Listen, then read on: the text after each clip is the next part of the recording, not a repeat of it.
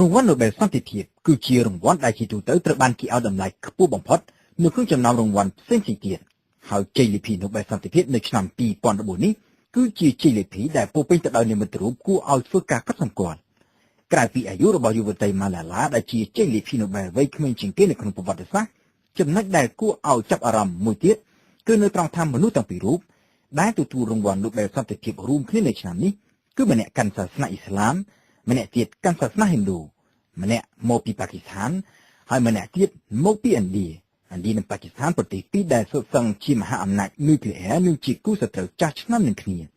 បណ្ដាអ្នកជំនាញខាងទំនាក់ទំនងឥណ្ឌាប៉ាគីស្ថាន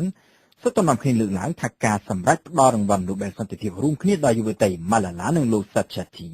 គឺជាការបង្ហាញឲ្យឃើញអំពីចេតនារបស់សហគមន៍អន្តរជាតិដែលចង់ជំរុញឲ្យឥណ្ឌានិងប៉ាគីស្ថានខិតខំខ្នះខ្នែងបន្ថែមជានេះទៅទៀតដើម្បីសម្រេចឲ្យបាននូវសុខសន្តិភាពនៅក្នុងតំបន់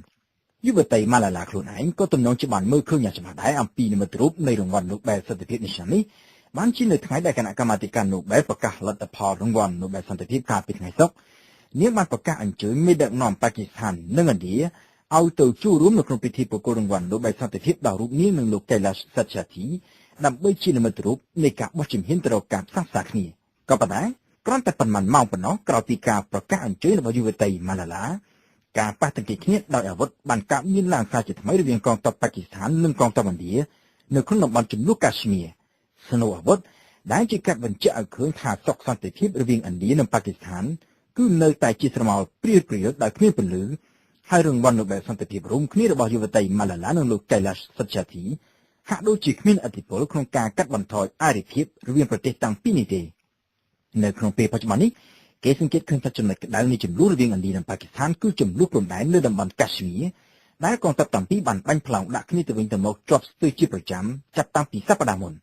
ការបាញ់ផ្លោងដាក់គ្នាដែលបណ្ដាលឲ្យជនស៊ីវិលយ៉ាងតិច20នាក់ត្រូវបាត់បង់ជីវិតហើយប្រជាជនរាប់ពាន់នាក់ផ្សេងទៀតទាំងខាងប៉ាគីស្ថាននិងខាងឥណ្ឌានាំគ្នារត់ភៀសខ្លួនចោលផ្ទះសម្បែងកាលពីខែឧសភាកន្លងទៅគេឃើញថាដំណើរការផ្សះផ្សាគ្នារវាងឥណ្ឌានិងប៉ាគីស្ថានហាក់ដូចជាមានពន្លឺឡើង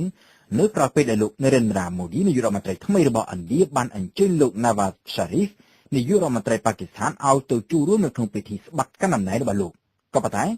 មិនយូរប៉ុន្មានក្រោយមកភាពតានតឹងក៏ចាប់ផ្ដើមទុះឡើងវិញ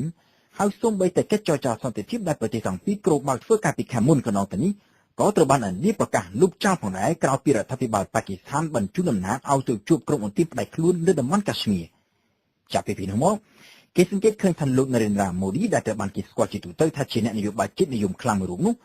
បានចាប់ផ្ដើមដំឡើងសម្លេងដាក់ប៉ាគីស្ថានកាន់តែខ្លាំងឡើងពីមួយថ្ងៃទៅមួយថ្ងៃកាលពីសប្តាហ៍មុន